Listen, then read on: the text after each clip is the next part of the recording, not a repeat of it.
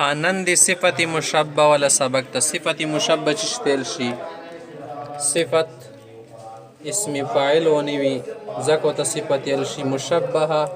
څه مشابه وي او صفت مشابه د شاید سدي ولا وزنونه سدي ډیر معلوم نه دي یعنی وزنونه ډیر دي مصنف رحمت الله علیه ډیر وزنونه ذکر کړي حکومه هم وزنونه دي هغه دي ذکر تاسو وایي اوس ګورئ وته مخته او سبق یای صفت مشبهه آن کی دلالت کند بر اتصاف ذاتی صفت مشابه تل شي صدا دلالت کوي په اتصاف ذاتی باندې اتصاف ذاتی څه معنا څه د کوم وصف ورکی د دې ذات کې ورکی وي صحیح ده عارضی غون شای نه بلکې ورکی همیشه د پاره بمانه مصدری څه مصدری معنی بوضع ثبوت صدا شاور کی دائم می صحیح ده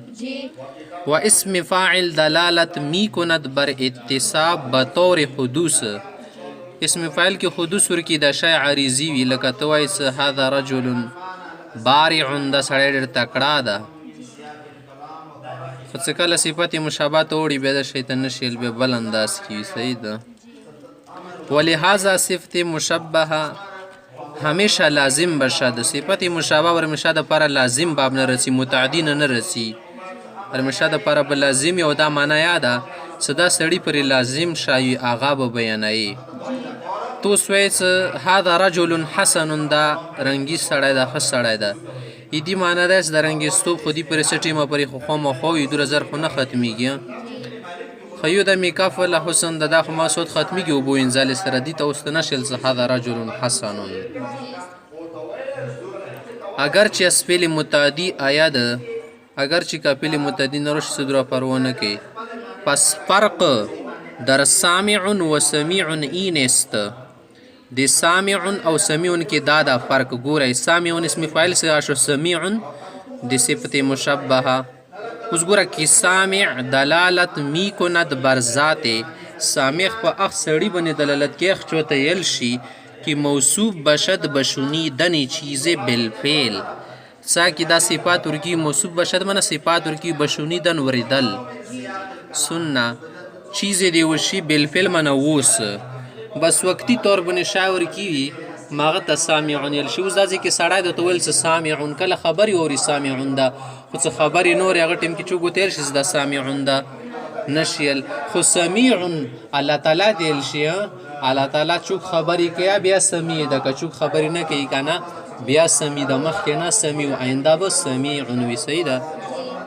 باسویرون کتون کی تیل شي بسویرون الله تعالی رمشا کتون کدا عالم عالم تیل شي سپر علم ور سراوي همدغه سړی د کوکولا کې بنیواله کېدلو دماغ یې کار پرېدلو ته چوک عالم نه یی بیا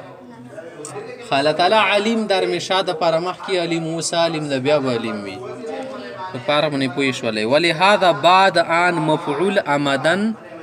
می تواند ځکه اسم فاعل نه بعد مفعول رتلل ممکن دی خاکنه می تواند ممکن دی رسی اسم مفعول د نه غوړي خیر د شاید روشي چون لکویا سامع کلام کدا سړی دی تو خبري وریدون کې تو ته پات نشته غیږ ته لګولې پړغونی سامع وګوره سامع د اسم فاعل شو دی کی ضمیر د فاعل شلو کلام کا مضاف مضاف له د مفعول شو وګوره مفعول وختلو وسمیع د سینه د خو سمیع دلالت می کند بر ذاته سمیع په سړی باندې دلالت کوي کی موصوف بسمع باشد ساغه کی د سمع دی ورېدل ولا صفات وی خو بطور ثبوت هرمشه د پاره ورکی وی عریضی نه وقتی نه وی سواخ سره تړلې اعتبار تعلق بچیزه درا ملحوظ نیست د صدا یوشي سره تعلق ساتل دور کی ندی متبر خا کنه سمیعن کې ان کوریدل کیږي او کنه کیږي الله تعالی بیا وریدون کې مو ته سوال وریدون کې څه شای ورسو وای ورنه بیا خو نه وریدون کې کنه الله تعالی د وریدل نه بغیر سمی د دلیدل نه بغیر بصویر د سیدا بلکې عدم اعتبار تعلقی به چیز ملحوظ بلکې داور کې متبر چی سره تعلق نه وي بیا به د شی وریدون کې سیدا